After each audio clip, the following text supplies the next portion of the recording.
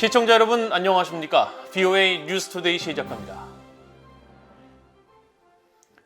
미국 정부가 북한 고려항공 관계자 2명을 전격 제재하고 가상화폐 믹서 업체인 토네이도 캐시를 제재 대상으로 재지정했습니다.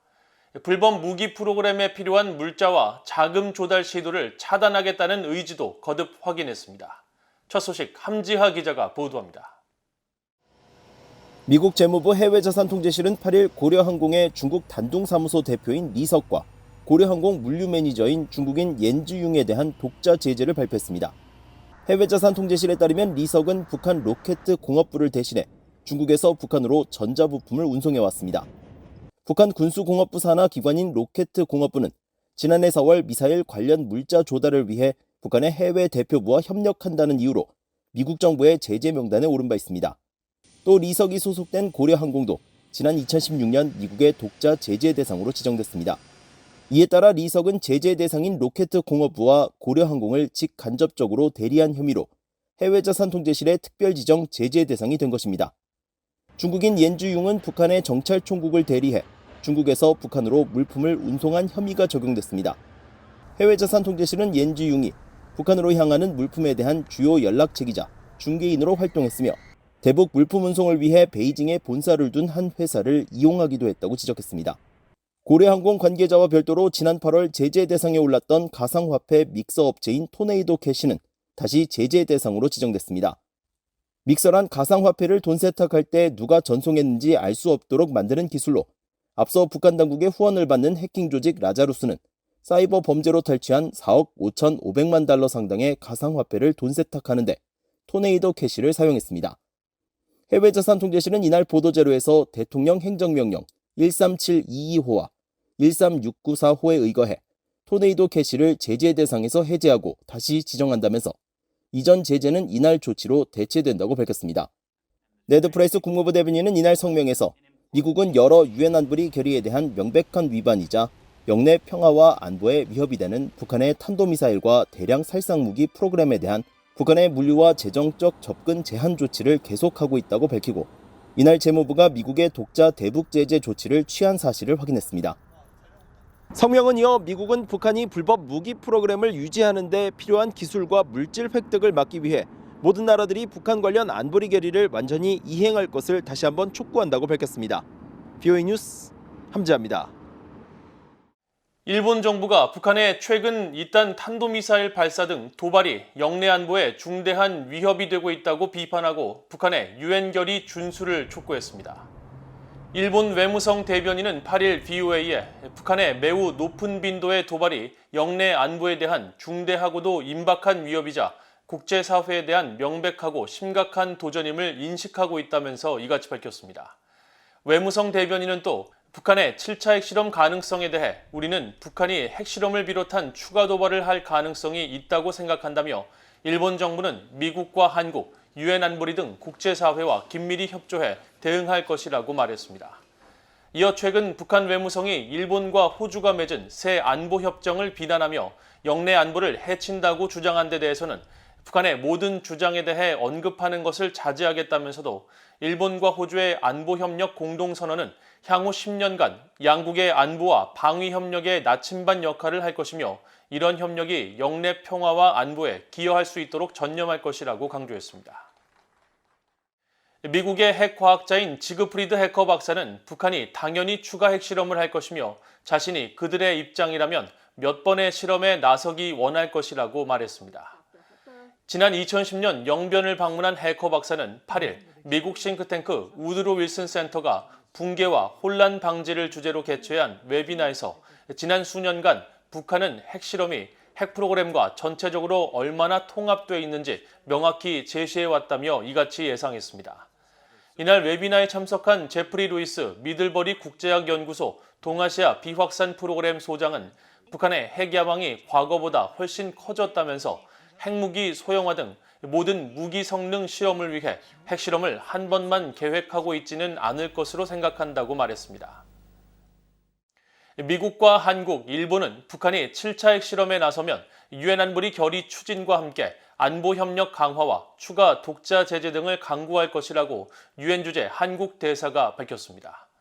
미국 정부는 북한의 추가 도발 중단을 거듭 촉구하고 핵실험 가능성 등과 관련해 미한일 3국이 긴밀히 조율하고 있다는 점을 거듭 강조했습니다.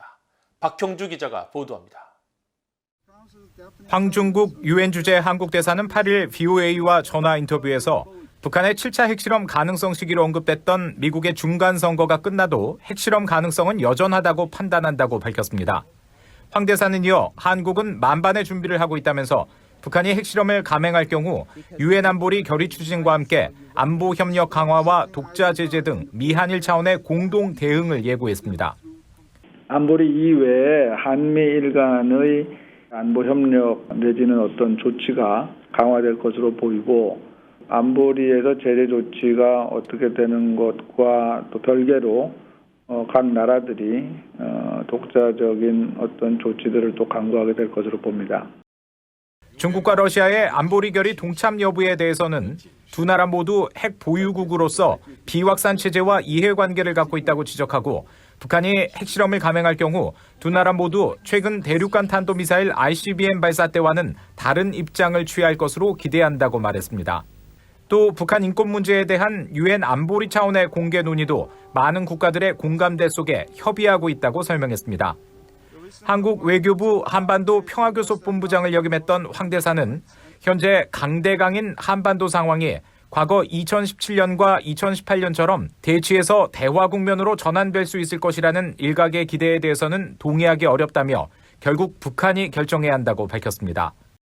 북한이 지금 상당히 확보한 그런 핵과 미사일을 이제 어떻게 정책을 바꾸어서 그것을 폐기하는 쪽으로 전환을 하느냐 하는 북한이 중대한 결심을 하고 결정을 해야 되는 상황이기 때문에 이것은 국제사회의 어떤 단합된 압력과 그리고 우리의 진정한 대화 의지를 통해서 또 우리의 군사적인 억지에 의해서 북한이 정책을 전환해야 하는 그런 상황이라고 봅니다.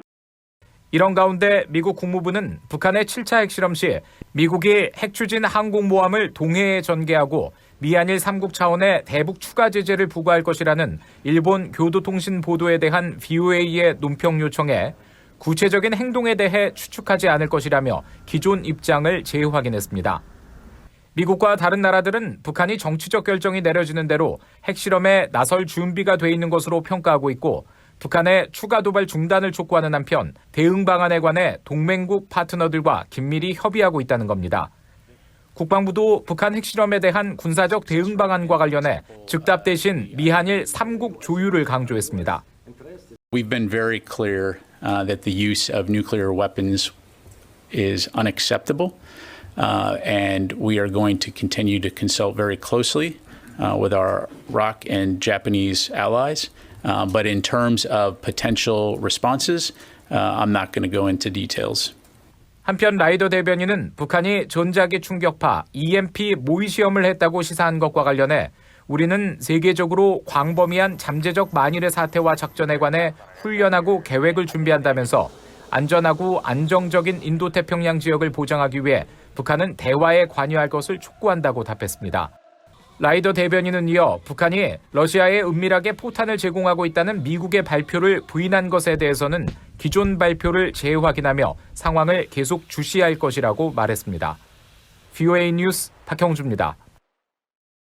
유엔사 후방사령부 사령관인 라일 홀트 호주 공군 대령이 북한의 불법 선박간 환적 감시를 위한 다국적 협력의 중요성을 강조했습니다. 홀트 사령관은 지난 6일 트위터에 프랑스가 유엔 안보리 결의로 금지된 북한 국적 선박과의 선박간 환적 등 불법 해상활동 감시에 나선 것을 높이 평가한다고 밝히면서 북한 선박의 불법 환적을 감시하고 이를 보고하는 것은 중요한 유엔 임무에 대한 훌륭한 통찰력을 제공한다고 말했습니다.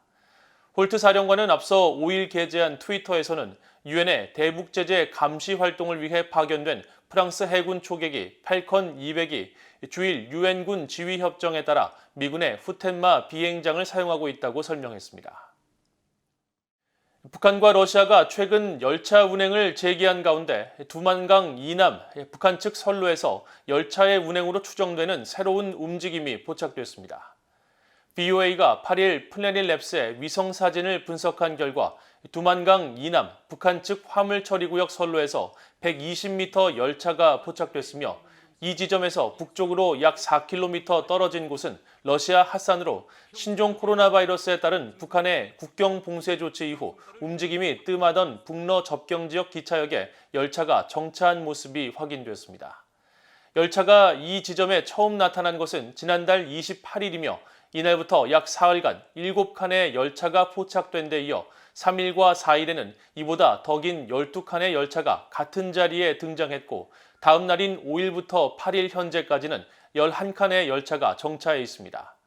앞서 러시아 타스 통신은 러시아 극동 철도청을 인용해 북한과 러시아가 2일 열차 운행을 재개했다고 보도했으며 미국의 북한 전문 매체 38로스도 4일 위성사진을 근거로 화물열차가 북한에서 러시아 쪽으로 건너갔다고 전했습니다. 미국인 4명 중 3명은 미국 정부가 북한보다 더 긴급한 문제에 집중해야 한다고 밝혔습니다. 민간단체인 시카고 국제문제협의회가 지난 6일 발표한 설문조사 결과 북한의 핵 프로그램에 대한 미국의 행동을 묻는 질문에 응답자의 77%가 미국 정부는 북한보다 더 긴급한 문제에 집중해야 한다고 답했습니다. 또 응답자의 75%는 대북 경제 제재를 통한 고립과 압박을 지지했고 46%는 북한의 핵 프로그램에도 불구하고 외교 관계를 구축할 것을 주문했으며 31%는 군사적 행동을 통한 강제적인 북한 핵 포기를 지지한다고 밝혔습니다. 미북 정상회담에 대해서는 북한의 핵 포기 합의 우선이 37%, 어떤 상황에서도 미북 정상회담은 반대한다는 응답은 26%, 전제 조건 없이 미북 정상회담이 열려야 한다는 응답은 32%였습니다. 이번 조사는 지난 7월 15일에서 8월 1일까지 미국 성인 3,106명을 대상으로 조사됐습니다. 이상으로 BOA 뉴스투데이를 모두 마칩니다. 시청해주신 여러분 고맙습니다.